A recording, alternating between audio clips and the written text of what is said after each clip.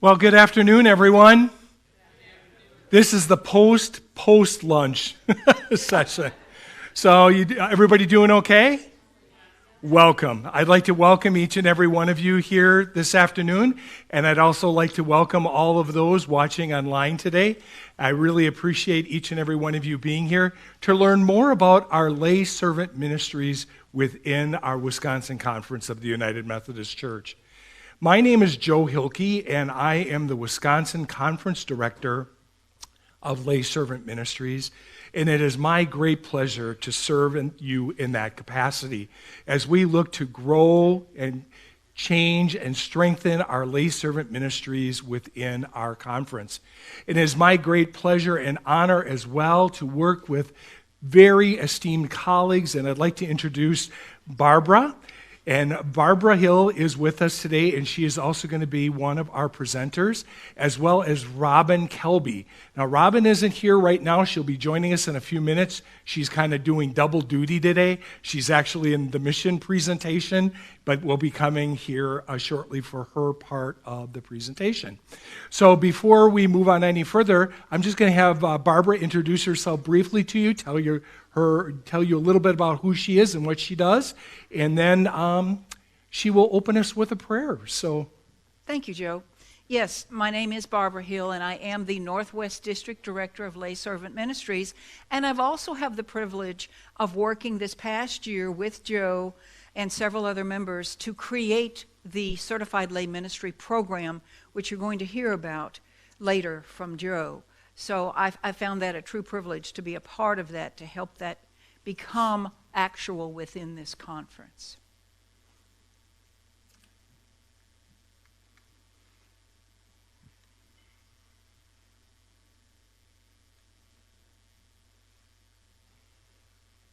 Sorry, I'm working.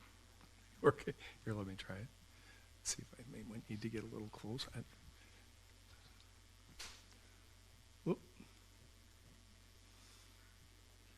Tom, can you switch the slide, please? Yeah. We're just going to start with a prayer. Let us pray. Heavenly Father, we welcome you into our hearts and ask that you guide all present today as we seek and discern your will for each of us. Using our unique gifts that you have given us, we freely give to you our hearts and souls. If we are called to speak, let us speak your very words. If we're called to serve, we will do so with strength that you have given us, so that all things we do, Lord, you will be praised through your Son, Jesus Christ. Amen.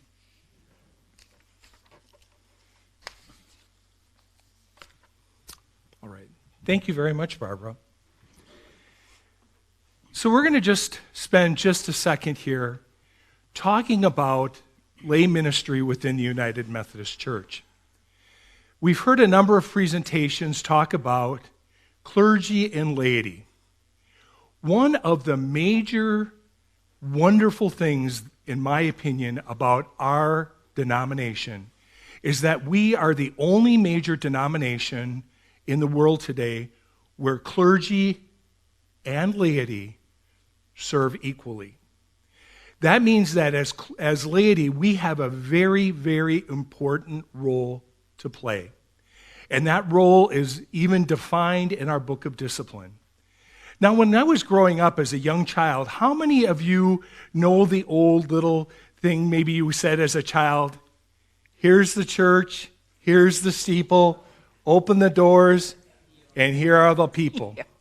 It doesn't say, here's the pastor. It says, here are the people. Now, obviously, the pastor is part of the people, but it's including us. We are the church. And it's important that we remember that, and we remember our role in the importance of that role, even, like I said, within the book of our discipline. That the ministry of the laity flows from a commitment to Christ's outreaching love. We, as lay members of the United Methodist Church, are by history and calling active advocates of the gospel of Jesus Christ. And that goes right back to our founder, John Wesley. and the importance of the class meetings and all of the individuals that he brought in as he introduced Methodism to our world. And each of us, as lay people, are called to carry out the Great Commission. Every one of us is called to be missional in our responsibilities to the church. And as the witnesses of the Laity, we are Christ-like examples of everyday living, which means both the good and the not so good that we encounter each and every day. As we share of our own faith experiences, the gospel and how it relates to us in what we do each and every day. And we as Laity and as we share our faith, it is the primary evangelical ministry through which all people will come to know Christ through the United Methodist Church. And we will continue to fulfill our mission by doing so. So now we're going to talk a little bit more about, as we learn to grow as part of the lay ministry program here in the United Methodist Church, and what it means and how it works. And we're here to answer your questions that you may have about the process. You may know a lot about it. You may not know so much, but that's what we're here to do. So with that, I'm going to turn it back over to Barbara, and she's going to start telling us and walking us through lay servant ministries. It should work now. Is it working now? Mm-hmm. Okay. So what are lay servant ministries? Well, the easy thing to say is lay servant ministries is a program to provide training, opportunities, and experiences to equip disciples of Christ and to realize and respond to their personal call to ministry. That's you. That's me. That's Joe. That's all of us. Here I am, Chuck, layperson. In this case, lay speaker. At the pulpit. Speaking. But then I was afforded the opportunity to become a servant. Thanks to the 2012 Conference of the United Methodist Church, they approved the legislation to change the name of lay speaking ministries to lay servant ministries. But what does that mean? It means I get out from behind the lectern and as a speaker, and I become a servant. So what was a lay speaker? And why is it now a lay servant? And why am I wearing a bow tie, coat, and tails? Why is the earth round? These questions just keep piling up, don't they? All right, well, I can help you with the lay servant questions because, that's what we're talking about on this episode of Chuck Knows Church.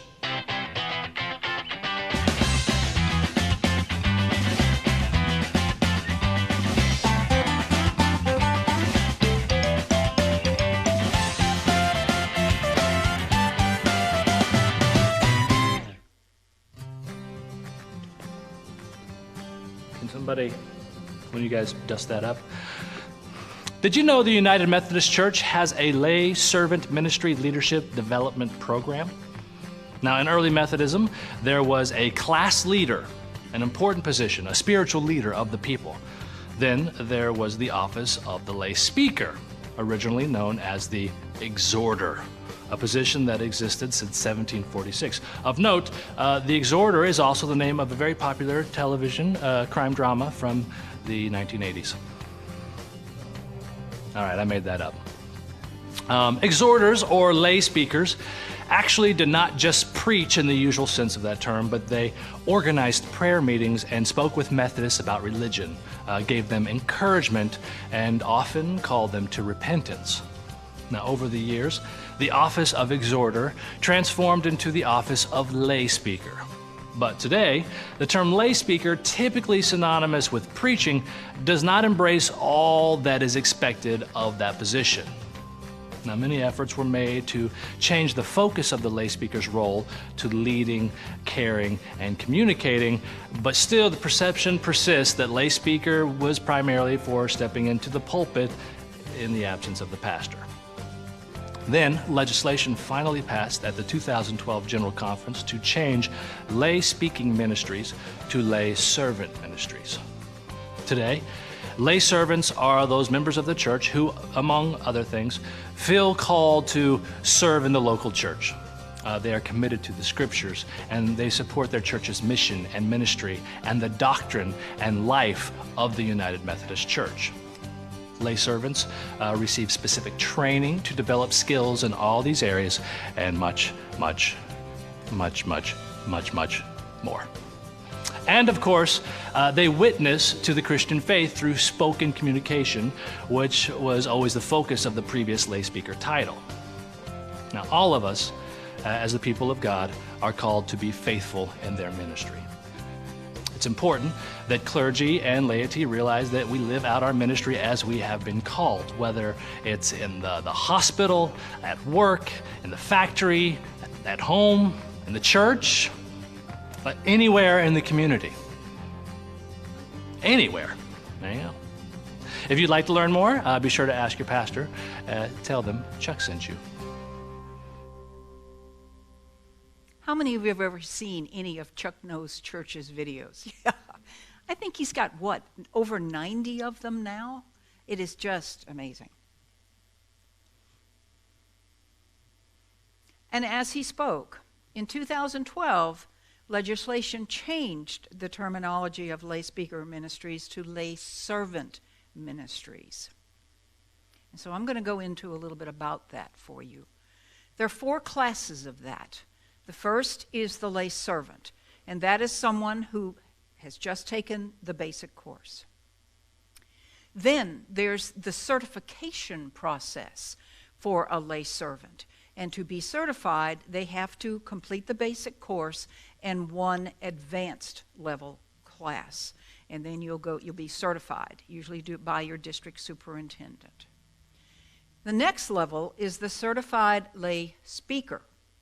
That again starts with the basic course, but there are 6 advanced courses that you must take. And I'll go into those a little bit later on. And then the newest one in this conference is the certified lay minister, which Joe will talk more about in that.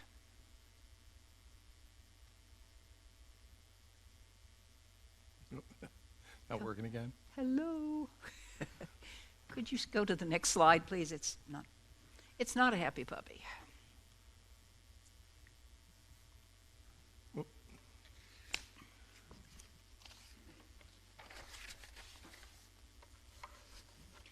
Okay, so what is a certified lay servant? It's not working, is it? Wait. I'm sorry. Let's try it one more time. All right. A certified lay servant is a professing member of a local church or charge and is a baptized participant of a recognized United Methodist collegiate ministry or other United Methodist ministry setting who wishes to serve their church, their community, and their world and is ready to do so. This person is well informed. They're committed to the scriptures and the doctrine, heritage and organization, and the life of the United Methodist Church. They are trained in witnessing to the Christian faith through spoken communication, church and community leadership, and a caregiving ministry. They're active in the support of the local church or charge, and they have completed an advanced lay servant course once every 3 years. That's very important. But what does a lay servant do? They serve the local church or charge or beyond in ways in which his or her witnesses, leadership, and service inspires others to a deeper commitment to Christ.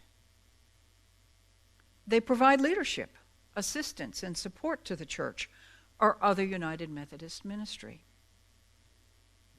They lead meetings for prayer, training, study, and discussion.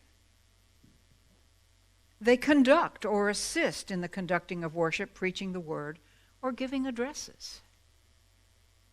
They provide congregational and community leadership, or they foster caring ministries.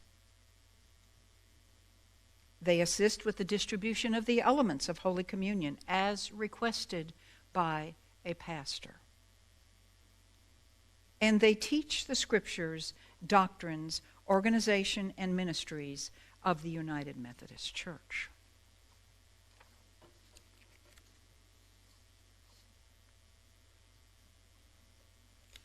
Now, what is a certified lay speaker? A certified lay speaker is a lay servant who is called and equipped to serve the church in pulpit supply. Along with the basic, these are the 6 courses that they must complete: United Methodist history, United Methodist policy, preaching, spiritual gifts, sorry, I can't read that, prayer, Leading worship. and leading worship. I'm sorry.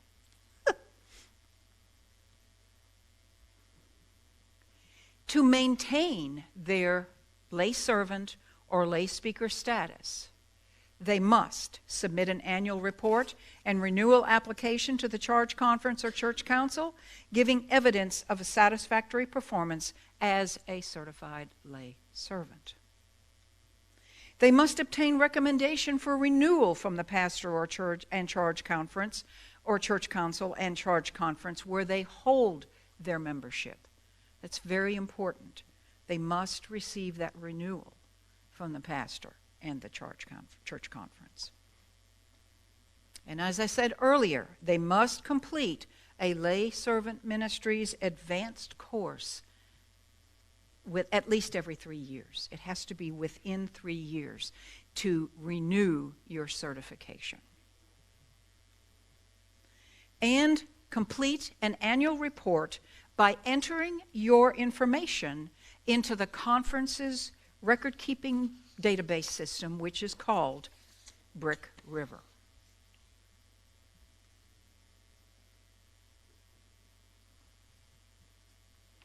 Does anybody have any specific questions at this moment about what I have just said? I don't know that the pastor nor our ALB has ever certified, and I noticed on some of the other ones, not to be judgmental, but some of the others, I don't think since first certification have done much with that. How does one go about ensuring some of those things so that we are continually learning and expanding our skills and our call? That's a great question. Everybody understood what she said? Okay. Well, the first thing I would recommend, depending on the status that you're in, whether I said you are a lay servant and only took the basic class and that's it, there's no certification for that one piece. When you become certified, that's when you must take an advanced course every 3 years. And to do that, there are several ways that you can take that course. We'll go into a little bit more about that when Joe starts talking about lay servant ministry. But what is, as I said earlier, what's really important is for those persons or yourselves, if you are in that situation, go back and check the dates that you took your classes and make sure that they're within that 3 years. If you are certified either as a lay servant or a lay speaker, that's critical. If it's not, you've got to go back through the recertification process, and you can contact your district administrator, your Northwest, or your district director of lay servant ministries like me, or your district lay leader like Robin, and talk to them and see what you need to do to go through that process. Does that help answer your question? Sure. Okay. Okay, right, because it is involved. If you have people within your church and the pastor is not really understanding the process, then have a phone call to the district director of your district, and perhaps they can talk to them. I know, for me personally, I communicate with a lot of the clergy within my own district. So they can call me, and I'll call them if there are questions like that. And that is the way it should be all across the state. So that would be the next level. And then we could help provide or get someone to help provide some training within the church for one of these courses. I hope that helps answer you. Okay, we've got more questions. So it seems as though there's kind of two levels of our record keeping. I'll say, I don't know, maybe I didn't read the right thing. Today is the first time I ever heard the words Brick River. I didn't know I needed to go online and fill anything out. So I fill out my form for my charge conference, and that has information. This is the advanced class I've taken, and these are the ministries I've done this year. Yes. I had no idea. This sounds like when people apply for jobs. Attach your resume. Now, fill out on our website all the things that are on your resume. Yes. So I'm doing a form for my charge conference, and I'm going to a website and filling out all the stuff. Do you want to address that? Sure. I can address that quickly. Our conference went to a new database system only a couple of years ago called Brick River. And one of the things that they did this past year is they've now put the responsibility on all of us as lay servant ministers, whether you're a certified lay speaker or you're a certified lay servant, we now have to fill out our own reports online. And each and every individual will get a login from the conference as well as a temporary password, which will allow you to go in. And basically, it's that same report that you're talking about filling out for the church. You'll fill that out on your own. So they're making us responsible, and rightly so, for doing that. And so it goes through and you just fill it out much like that report that you did. In the past, it used to be you filled out that report manually. You gave it to the church administrative assistant. They went on to Brick River over the last couple of years, and they just put your information in. Last year, the conference took that ability of the individual churches to enter that information on your behalf. They took that away, so they're putting it back onto us. It's also a place where we keep our information up to date, such as our names, addresses, phone numbers, email addresses, so that they're always current, and it's all in one central database, which is very, very helpful for all of our district directors. So this year, part of our goal for our committee is going to be really working on that and streamlining that process and improving that process, because I'll be honest with you, it's pretty broken. And so we need to improve that and make it easier for each and every one of you to get through that, and also be able to have everything in one place so that when we do need to get at it, we can get at it pretty easily.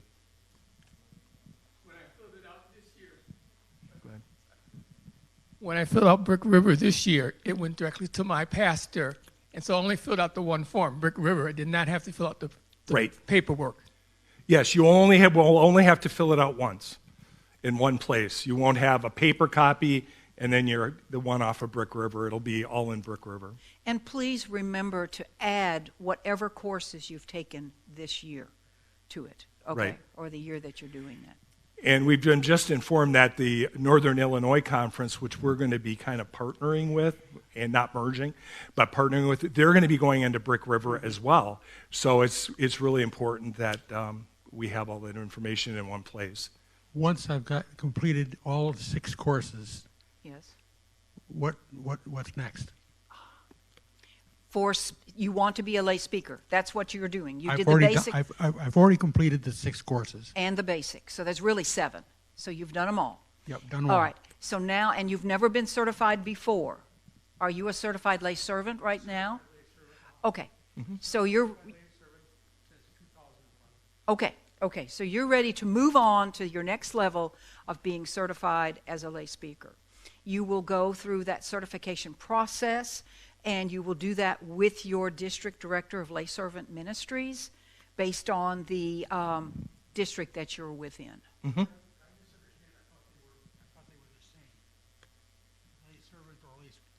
Lay servant or lay speaker, are they not the same? No, they are not. They are not the same.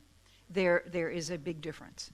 Lay speaker typically, like we said before, typically fills a pulpit, doesn't have to, but a lay servant typically does not. A lay speaker has the freedom to go pretty much within their district to serve. A lay servant does not. But there's a lot of, there's a lot of other things that they do. Right. One of the things, too, as a certified lay speaker that's really helpful to our district superintendents, oftentimes we have a vacancy at a church. It could be due to a vacation, or it could be due to a leave of absence, or whatever the case may be, by the pastor of that church. And they come to us as the district lay servant ministry directors, and they look to us to say, do you have a list of available people? Because they may not have a person in their individual church that's able to do that. Right.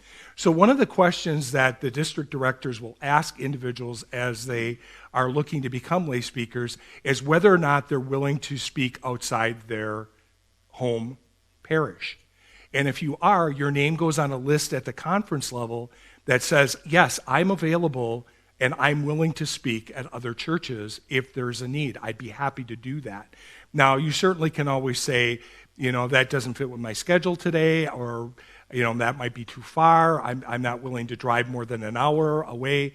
So you always have that flexibility, but at least your name is on a list so that you become available. And that's a really important part of our ministry that we do here as lay servants. And lay speakers, I should say that. And I think what's really important for each of you is to think about, what is your ministry? What do you want to do? I listed everything that lay servants are capable of doing within their church, and then I listed what lay speakers do. It's a decision that you have to make. What is God calling you to do? If God is calling you to be a lay speaker to help fill, with pulpit supply, then that's the route you should go for. But if God is calling you to continue to lead Bible studies and discussions within your church, you might not need to go through that route. I'm not trying to say don't do it. What I'm saying is you have choices, and let God tell you what He would like you to do.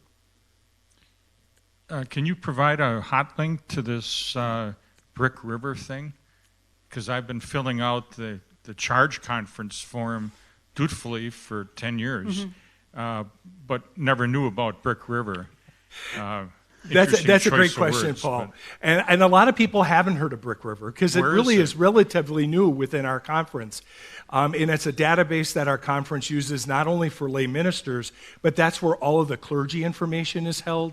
It's all, for those of you who might have worked in business, it's very similar to like a human resource information system where all of the pertinent information about the people connected with our conference, that's where that information is stored. Okay. You might have also heard it called the People Portal. The People Portal is Brick River. That's just the name that they call it for whatever you're putting in your stuff. So we apologize for any of the naming stuff. All kinds of electronic naming is sometimes confusing. Yes, so when you go on the Wisconsin conference, you will see. Yes. Right. It's actually, Paul, that's the same thing. It's just two names for the same database. Right. I guess the more friendly term would be People Portal. Yeah. But the company that's behind it is called Brick River. That's the technical. You could think of it like two doors into the same house. Yeah. So for a reason. I became a local lay speaker in 2008. Mm-hmm.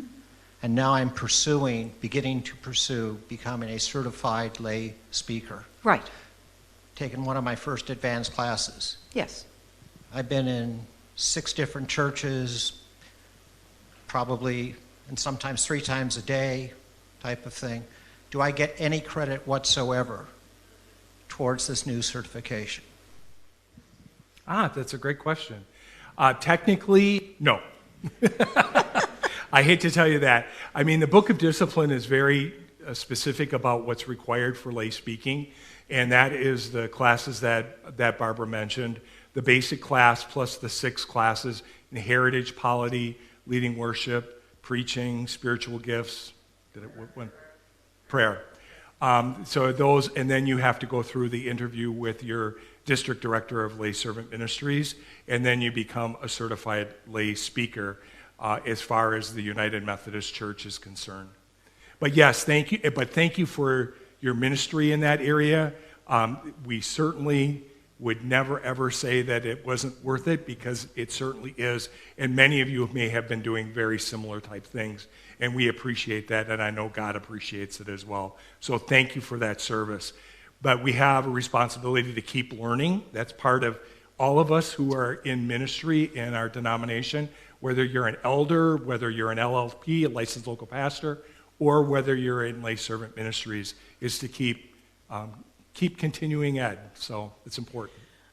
So that prompts another question. Like, do you offer like counseling services? Because I'm needing a high school counselor now, because I was certified back in the early 2000s and just spent 20 years on my 6-week mission to Amkur, Armenia, and came back. And so mine's mess. And I just fill it out on the brick road people, but I think I need to talk to a counselor, because we need to do some divine intervention here to figure out what's going on. Yeah. Yeah, and I think that's an important point, and that's why Barbara brought that up. There is a lot of confusion, and where it comes in is in the 2012. That's when the General Conference changed the rules, because it really was confusing, because before 2012, they only had one designation, and that was lay speaker. Everybody was a lay speaker. Well, then they changed the rules in 2012, and that's what we're having to adapt to still yet. I mean, here it's more than a decade later, and we're still doing that. But yes, they did change. And so in order to be a certified lay speaker under the current regulations and rules, you have to go through the basic 6 classes and the interview. That's a requirement. And I really wish that you could get credit for all that you have done, like you were if you were going to apply for a degree in a college or something. They'll give you college credits. But I'm sorry, at this point, that's not an option. Yeah. So you really do have to start over. If you've taken basic and you haven't taken it since 2012, like if you have to take basic again. Well, possibly. If you took a basic class before 2011, yes, because the basic class did change, and it's very specific about which basic class you need to take. And so you want to be, if you would like some help with that, we can help walk you through that. So as far as the new basic class is concerned, but it's been the same one since 2011. So anyone who's taken that basic class since then, it's kind of a brown covered book. And I don't have an example of it, but I could show you. But that's the basic class that you have to have taken. Are the classes available online? Yes, they are. All of them? Except the basic is not. Basic, no. The basic class is not available online. Be a Disciples made a very specific choice in that, saying that that was a class that it was important that individuals take personally. So please encourage your clergy within your area to at least hold one of those classes, so that those around your area can go ahead and take part in it. And you know, I was just going to say, if it's been a long time since you've taken some of these classes, do it again, because they've made changes. They've upgraded them. They've updated them. So don't be afraid to not go back and do it again. I did it again, and it was interesting how it was different. I mean, I'm different. So just taking the class again is, you know, me 5 years ago is a very different Christian than who I am now. Right. Very good point, Robin. I was just going to comment that last year and into this fall, I completed the 6 courses and the interview. So where it sounds right now like it's exceptionally time consuming, You can do it within a year and a half, give or take, depending on the time that you have available. And the classes were delightful. They really were. Right. And you did it online, most of them, except for the majority basic. of them, yes. Yeah. I took Polity in person, and it was fantastic. Yeah. It was. I know you don't hear that often, but. Well, Yeah. that's awesome. Thank you for sharing that, because I really do want to encourage those, if it's been a long time since you've taken a course like that, do it again.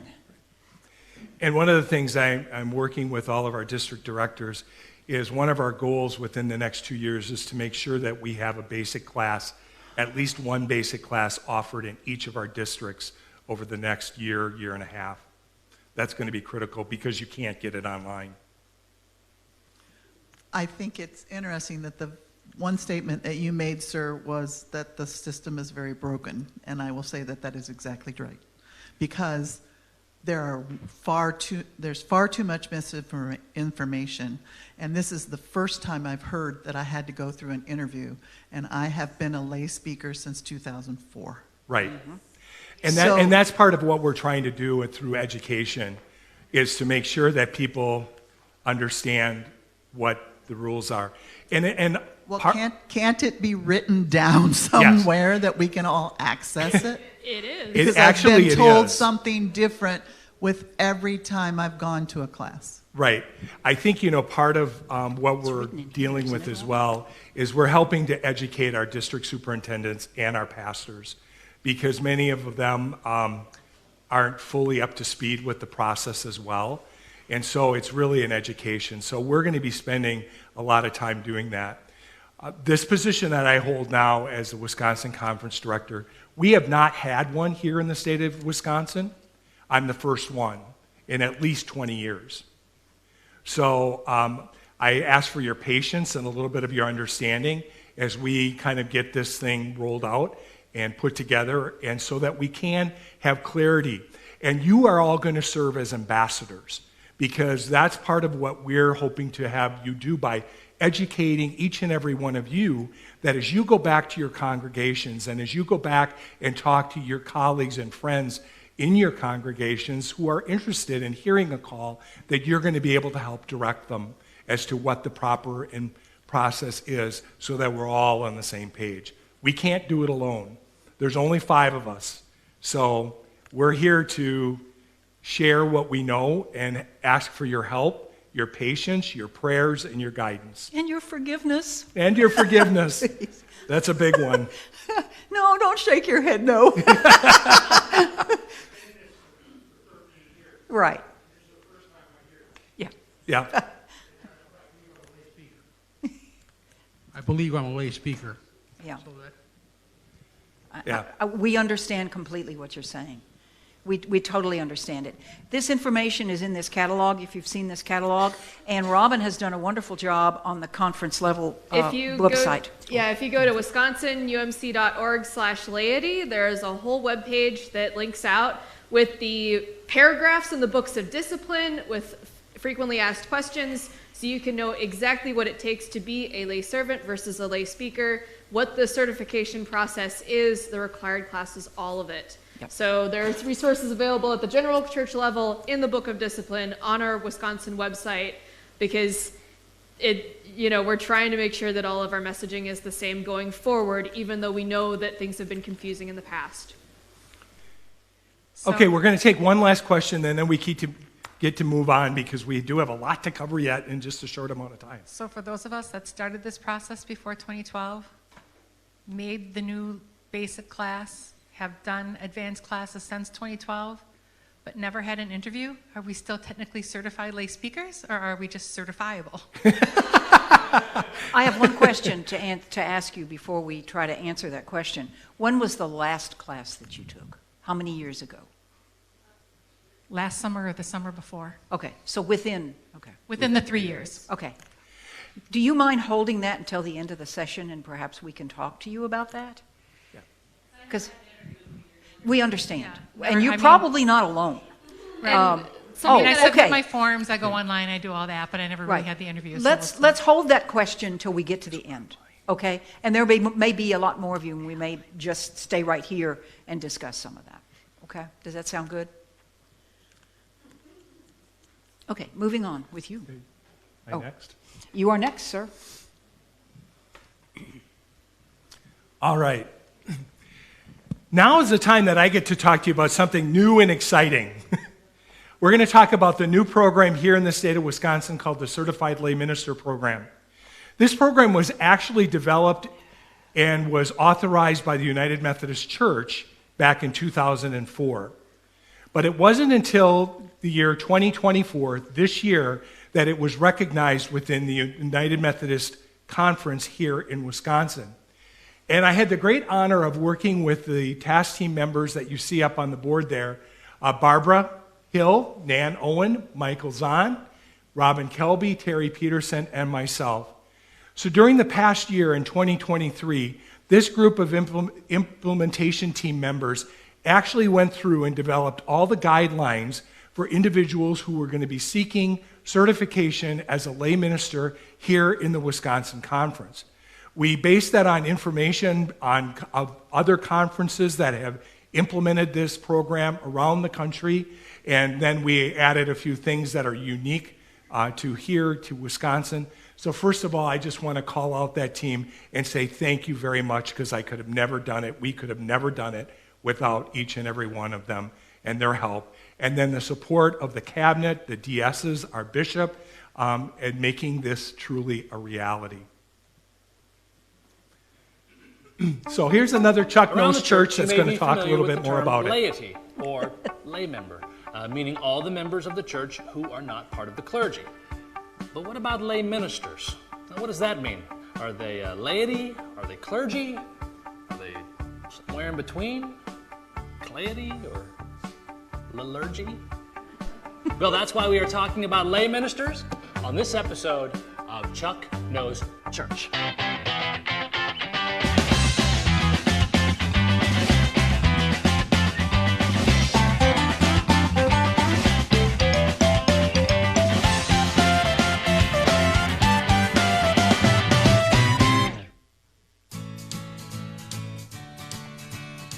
Generally speaking, a lay minister is someone who is not ordained, but who still holds a leadership role in ministry alongside the ordained clergy of pastors, priests, and deacons. Now, in the United Methodist Church, you can become a certified lay minister. That would be a qualified United Methodist layperson called to congregational leadership as part of a ministry team under the supervision of the clergy. Now, the certification process includes training, support, supervision, and accountability while serving in a local church. Now, if you're looking to teach a Zumba class, that's a completely different kind of certification, and honestly, I don't know why you'd be watching this video in the first place. Now, certified lay ministers, more so than Zumba instructors, can be a vital part of the mission and ministry of a church. Now, since the status of certified lay minister is not a clergy position, they do not have the authority to baptize and give communion. So, lay ministers would not assume the title of pastor. Thank you. You would not address him or her or me as reverend. Thank you. To learn more, you can ask your ordained pastor or lay minister, unless you want to teach Zumba, in which case you should probably just check out your local community center, maybe the Parks Department. I'm really not sure. In either case, you can tell them Chuck sent you.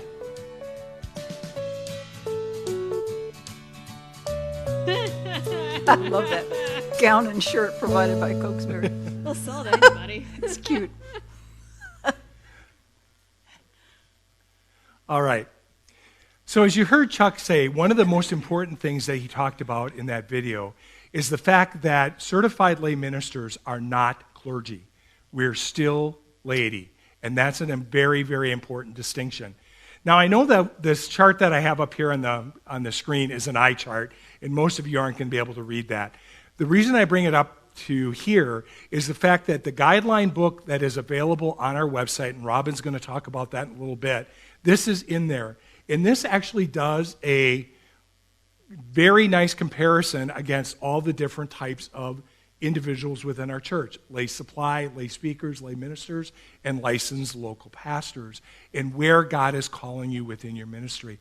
So I'd ask you to take a look at that in the guidebook on our webpage. So as you can see here, what is a certified lay minister? Is a certified lay speaker. You need to be a lay speaker, certified lay speaker first. That is a requirement.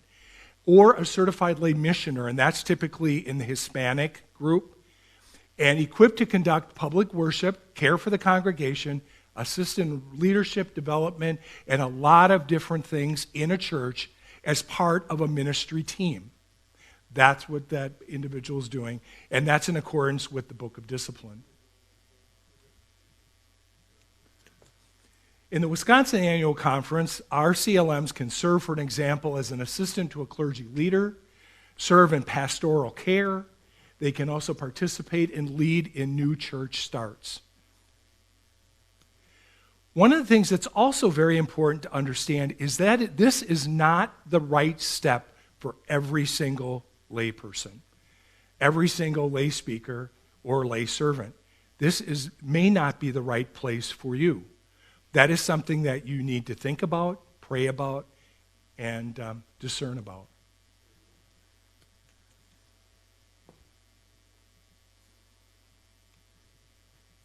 So why do we have them? Our Book of Discipline goes through many reasons why we have lay ministers. Much of it goes back to our time with John Wesley to enhance the quality of ministry, such as a class leader. We've all heard about those. And using our spiritual gifts as evidence of God's grace, as with lay ministers in the early situation in early Methodism. Whoop. I'm going to back that up. Sorry about that. So in our 2016 Book of Discipline, it tells us that the CLM is part of a ministry team under the supervision and support of clergy.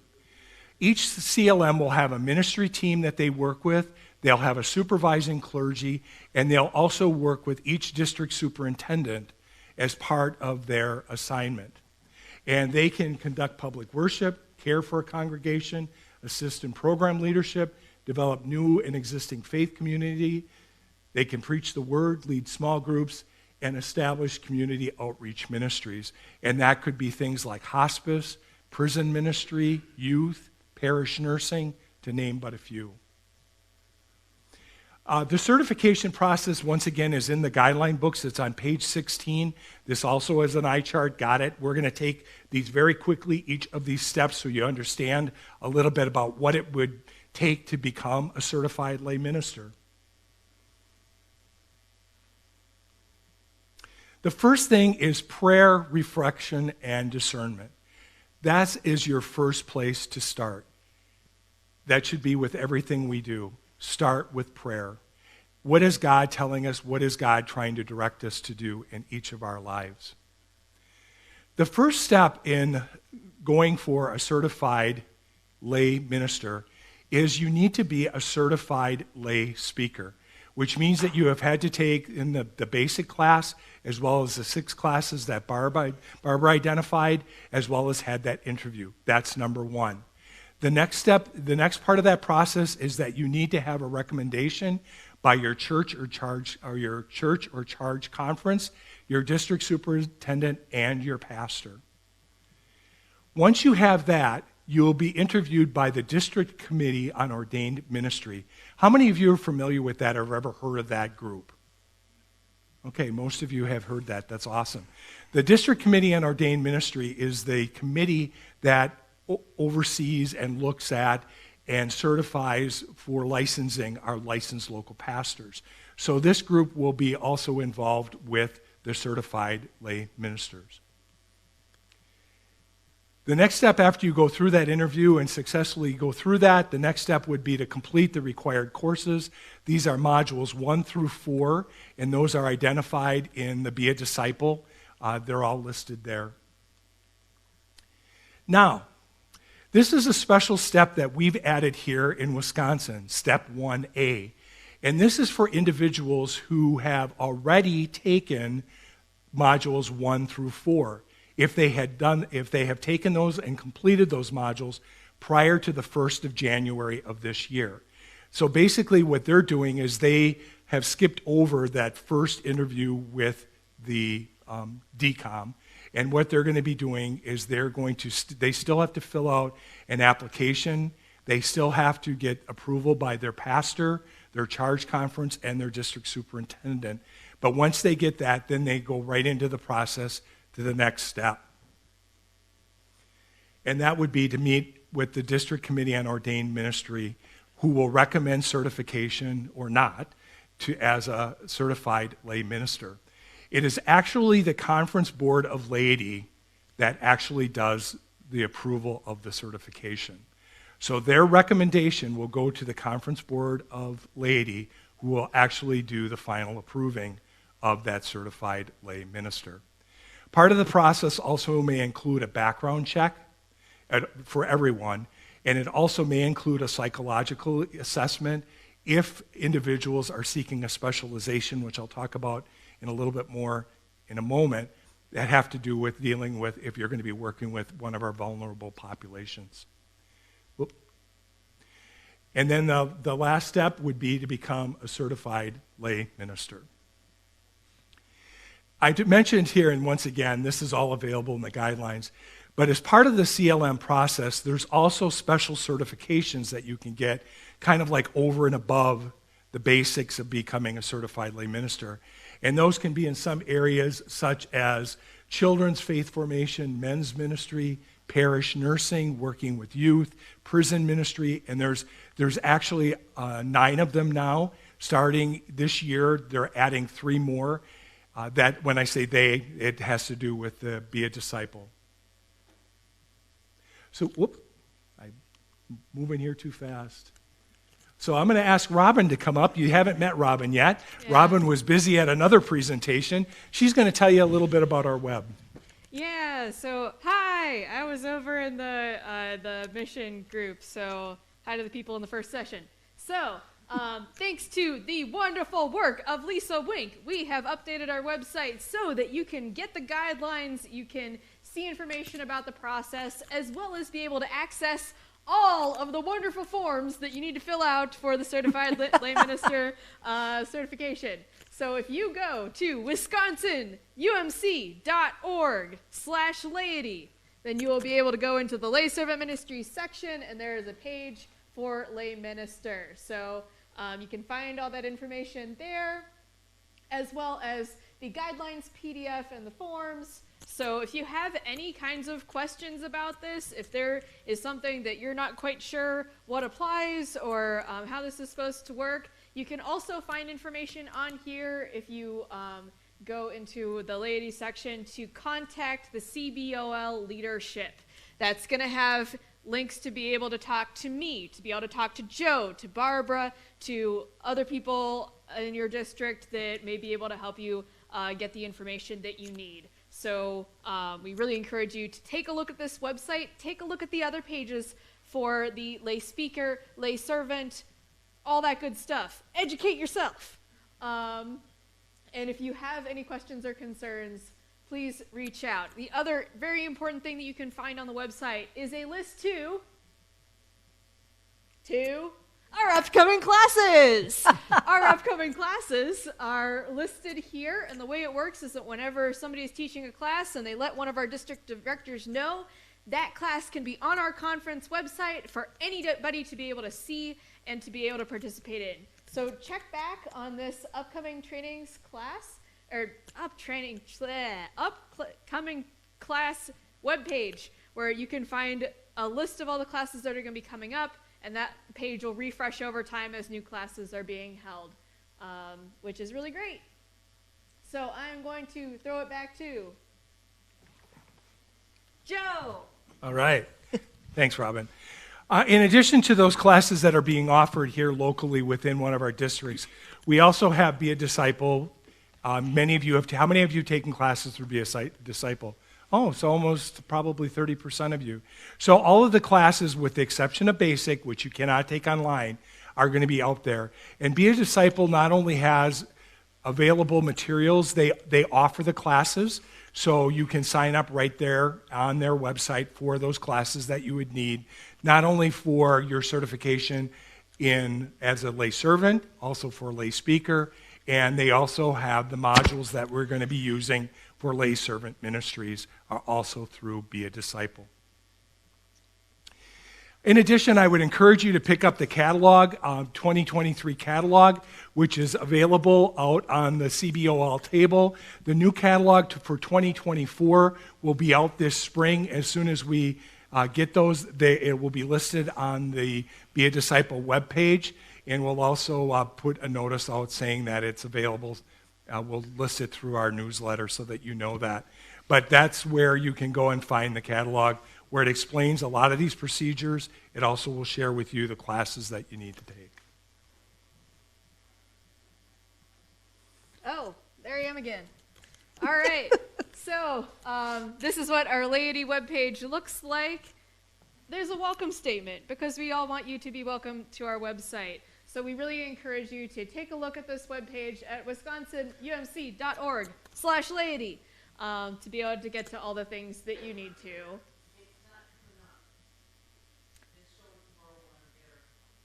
Are you sure you've typed it in correctly? Yeah, I'm working on it. There we go.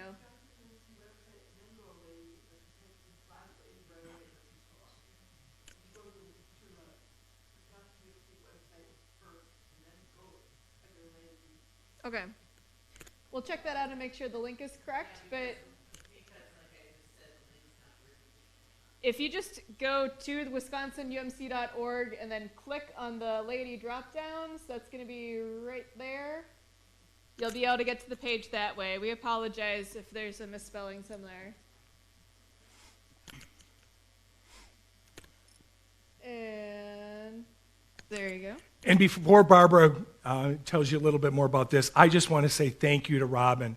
She's the one who has been instrumental in working with Lisa Wink on getting our Laity section of our webpage up and running. Before Robin came on board, that did not exist. So thank you very much, Robin, and all your hard work for that. Well, the rest of the board helped a lot, too, with making sure that all the information was correct. And we do regularly go back and review that information as well to make sure that old crap isn't on there. Yeah, and she's done an awesome job. Okay, so in our conference, we have the list of the lay directors of lay servant ministries. And their job, you can contact them after a course to keep your record up to date. You can contact after completing the basic and all 6 lay servant advanced classes to schedule an interview for certification for a lay speaker.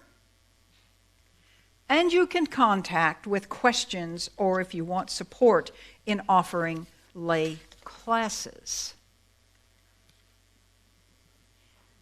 But we need you. Are any of you hearing a call to teach? Are any of you interested in being an instructor? We need you, trust me, in all districts. Please see if God wants you to do that. You could even team teach with a clergy. Okay, we got people over there. That's good, that's good. Please, we need your help. We truly do. And team teaching is an excellent way of offering a class. Yes, ma'am. What do you have to have completed in order to teach? Do you have to be a certified lay speaker? They can be a certified lay servant. Yes, you can be. The only requirement is that you have had to have the class yourself. That's your teaching. That you're teaching. If it's one of the advanced classes. Right. That's what I'm asking. If you'd be willing to teach an advanced class, yes, you have to be at least a certified lay servant. You can do that within your within your church. That's a very good question. Thank you.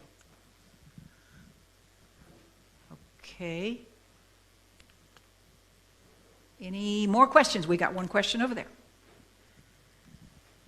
You knew I was going to say something. Of course. That's all right, AJ.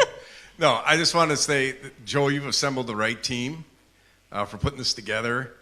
You have the right people in the right positions. It's awesome that you got this going on.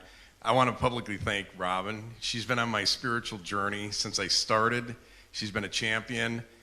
And I want to share I'm on step 4 of a CLM. All right. So Yay! if I can do it, you all can do it, man. Trust Southwest, me. So, Southwest. but thank you. Thanks for what you're doing. Thank you. Yeah.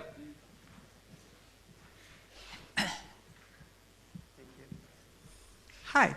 So I'm recently certified as a lay speaker. Woohoo! But I'm coming over from being a Pentecostal. I'm an ordained local Pentecostal minister, and I have a Christian ministry degree, and also I've taken courses at Garrett. So my question goes along that if we have previous seminary, either UMC or other organizations, would any of those kinds of courses be things that would be applied to going on to being a lay minister? And any specialized training, like I have an Earth Keeper's certification, would that be considered? And then also, you mentioned that there were some specialized areas, and I would be particularly interested in the areas of community development, environmental, and racial justice. Thank you. Great questions.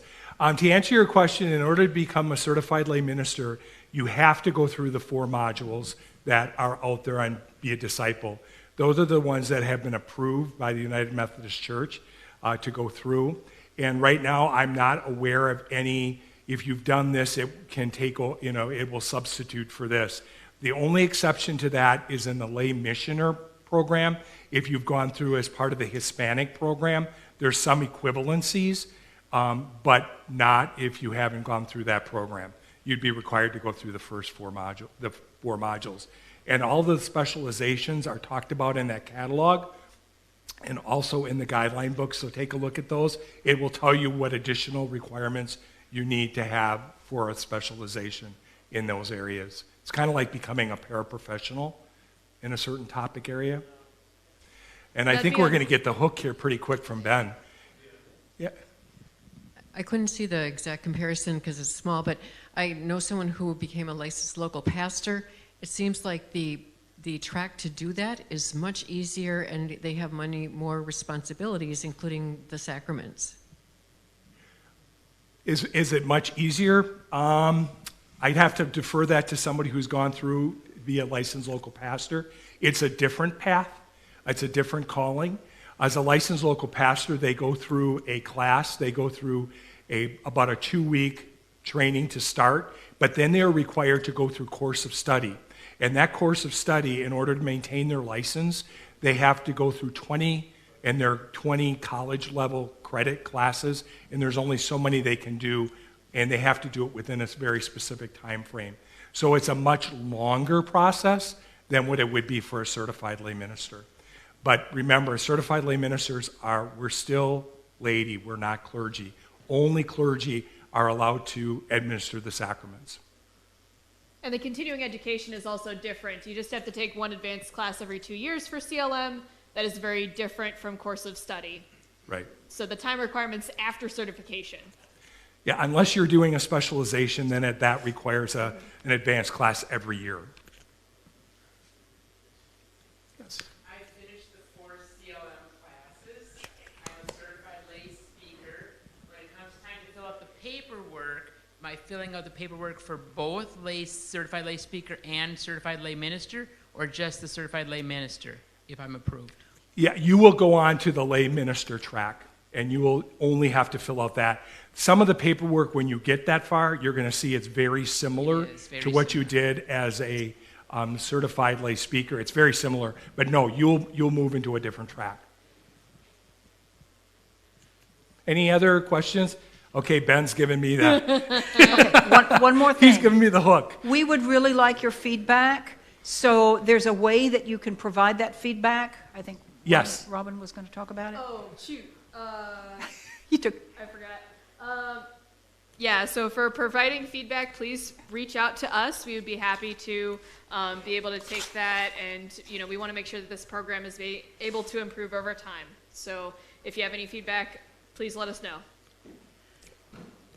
Thank you. Absolutely. Very good. Very good. Oh, I was going to read, do I have time to do 2 Bible verses? Just 2. That's all it is. I promise you. All right, before you If leave, you could see his look, that.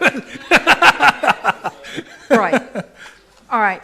Let me just, these 2 Bible verses are so poignant to what we're talking about. So who's got the clicker? I do. Just click the first one. Hebrews 10, 24 through 25. Let's also think about how to motivate each other to show love and to do good works.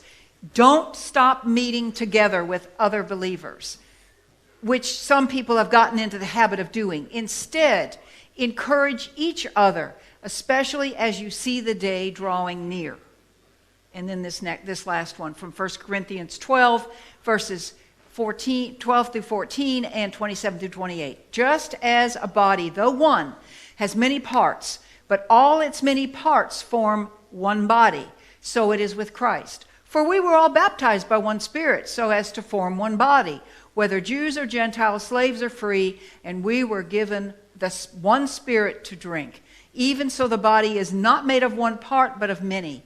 Now, you are the body of Christ, and each one of you is part of it.